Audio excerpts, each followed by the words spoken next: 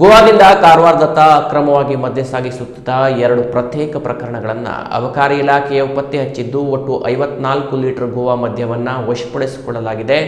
ಒಂದರಲ್ಲಿ ಮಹಿಳೆ ನಡೆದುಕೊಂಡು ಮದ್ಯ ಸಾಗಿಸುತ್ತಿದ್ದರೆ ಮತ್ತೊಂದರಲ್ಲಿ ಆರೋಪಿತನು ಬೈಕ್ನಲ್ಲಿ ಸಾಗಾಟ ಮಾಡುತ್ತಿದ್ದ ವೇಳೆ ಪ್ರಕರಣ ಬೆಳಕಿಗೆ ಬಂದಿದೆ.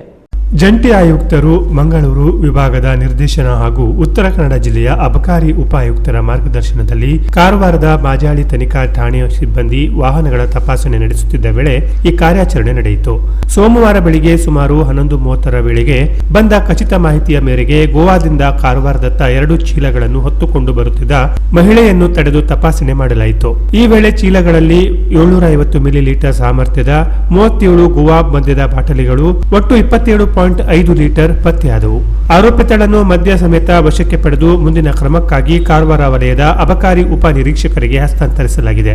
ಇನ್ನೊಂದು ಪ್ರಕರಣದಲ್ಲಿ ಮಾರ್ಚ್ 5ರಂದು ಬೆಳಗಿನ ಜಾವ ಸುಮಾರು 1:20 ವೇಳೆಗೆ ಗೋವಾದಿಂದ ಕಾರವಾರದತ್ತ ಬರುತ್ತಿದ್ದ ದ್ವಿಚಕ್ರ ವಾಹನವನ್ನು ತಡೆದು ತಪಾಸಣೆ ನಡೆಸಿದಾಗ ಬಿಳಿ ಚೀಲದಲ್ಲಿ 750 ಮಿಲಿಲೀಟರ್ ಸಾಮರ್ಥ್ಯದ 36 ಗೋವಾ ಮದ್ಯದ ಬಾಟಲಿಗಳು ಒಟ್ಟು 27 ಲೀಟರ್ ಪತ್ತೆಯಾಯಿತು. ತಪಾಸಣೆ ವೇಳೆ ಆರೋಪಿತರು ಸ್ಥಳದಿಂದ ಪರಾರಿಯಾಗಿದ್ದು ಅವನ ಪತ್ತೆಗೆ ಕ್ರಮ ಕೈಗೊಳ್ಳಲಾಗಿದೆ. ಮದ್ಯ ಹಾಗೂ ದ್ವಿಚಕ್ರ ವಾಹನವನ್ನು ಜಪ್ತುಪಡಿಸಿ ಮುಂದಿನ ಕ್ರಮಕ್ಕಾಗಿ ಕಾರವಾರ ಉಪ ವಿಭಾಗದ ಅಬಕಾರಿ ಉಪ ಅಧೀಕ್ಷಕರಿಗೆ ಒಪ್ಪಿಸಲಾಗಿದೆ. Canara plus news, Karwar.